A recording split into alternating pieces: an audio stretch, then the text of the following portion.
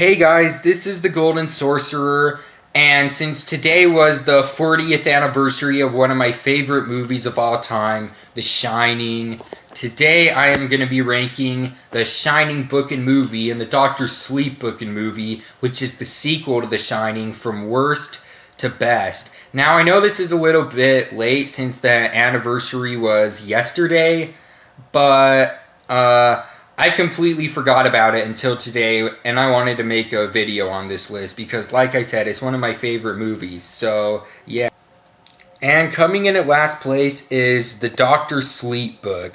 Now, I gotta be honest, I was really surprised when I first read this because it was just nothing like The Shining. It just took a total different approach than The Shining did.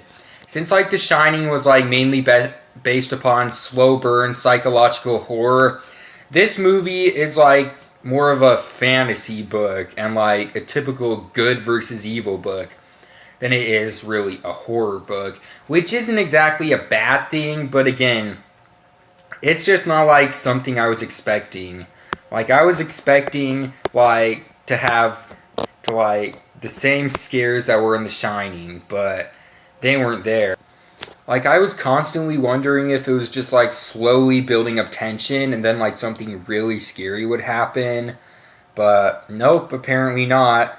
And there are still some disturbing moments, but nothing actually that's frightening. So that's one reason this ranks lower. And I think it's a pretty good book overall, but not really good for a horror book. More just I really liked how it portrayed Danny into his life as an adult. And there's some other new interesting characters as well. And I think the book was really well written and had a good direction. But I really missed the Overlook Hotel in The Shining, which was one of my favorite parts of the book.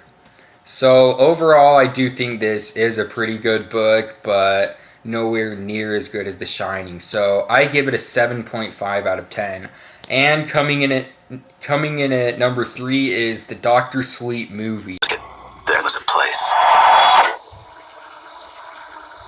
A dark place. They closed it down and let it rot. But the things that lived there,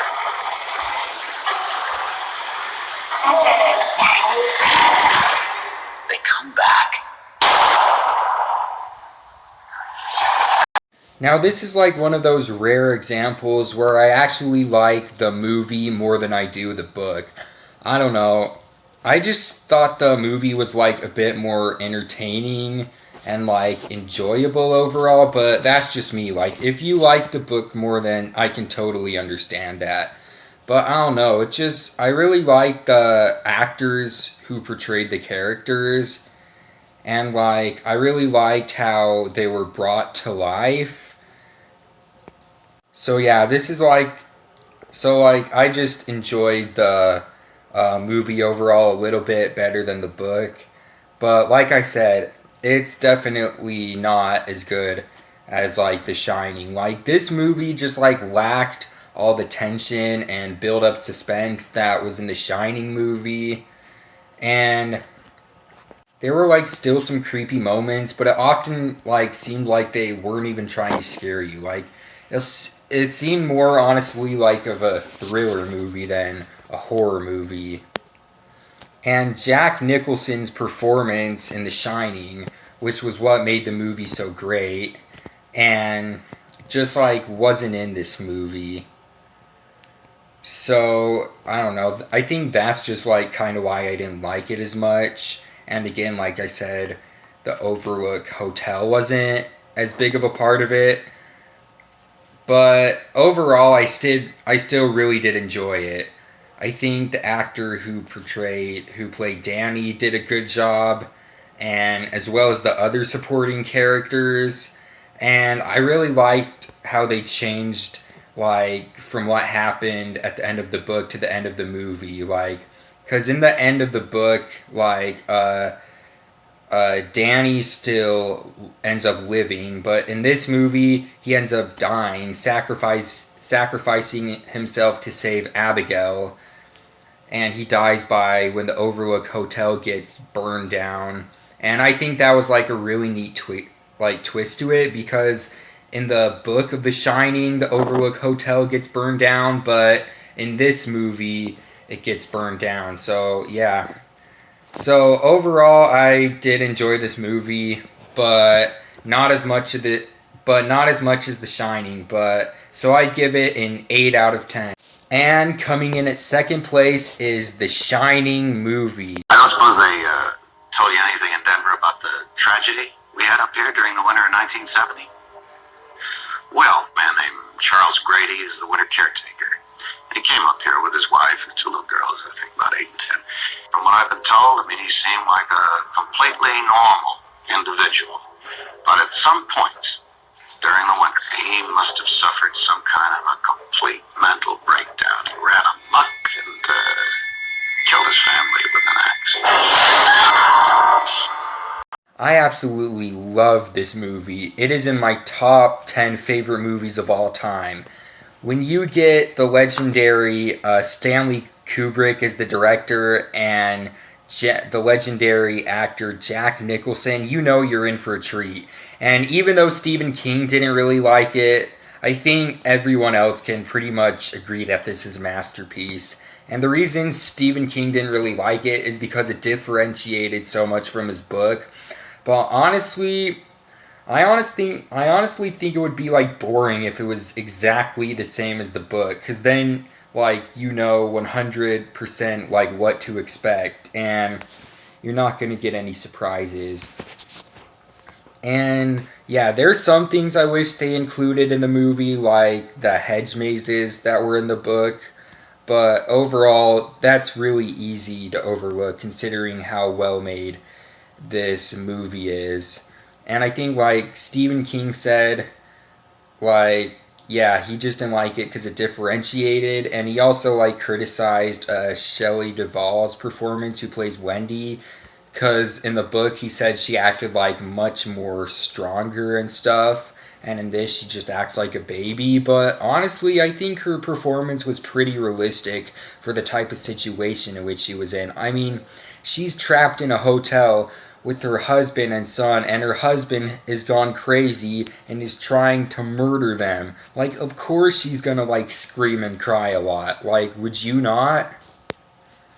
So yeah, I don't think it's like really fair for Stephen King to say this movie like sucks or whatever, even though he wrote the book, because even though it was a little bit different, I think that's sort of a good thing in a way.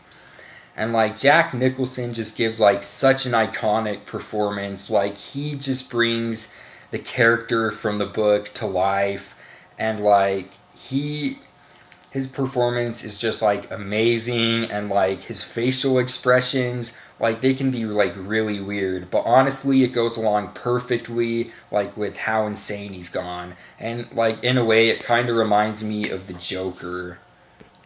And he has like so many memorable lines, like, "Here's Johnny," and like, "I'm not gonna hurt you, I'm just gonna bash your brains, bash them right in." And I also like how like the film doesn't make it like 100% clear if he's becoming this way because of the supernatural forces which are in the hotel, or whether he's just descending into madness from cabin fever. I like how it just like lets us leave it up to our imaginations. And the musical score in this movie is great. It like goes along perfectly with the creepy atmosphere, and it really like informs us that like we're not in for like something good. And this movie is just like a perfect example of like how to build up like suspense throughout. And the cinematography is also great.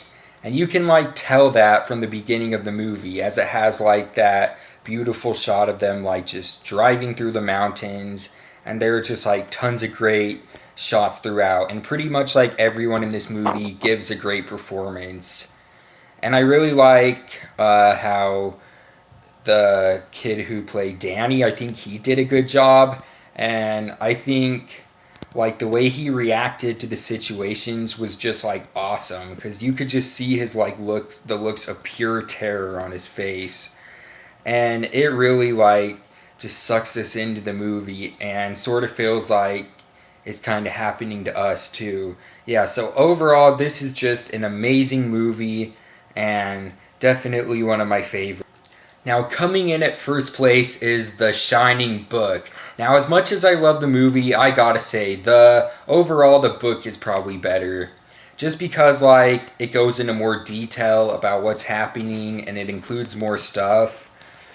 Like, since the book is a lot longer than the movie, they don't have time to include all the stuff, and it really like goes into the mindset of each character like perfectly, and in a way it's actually kind of like we're reading their mind, because Stephen King decides what happens in such great detail, and this is like also why I think the book is a bit scarier than the movie is, because like it's sort of like because like I said, it like describes what the characters are thinking and stuff, and like how they actually feel, and it like goes into perfect depth of Jack's descending into madness, which is like enough to send goosebumps up our back.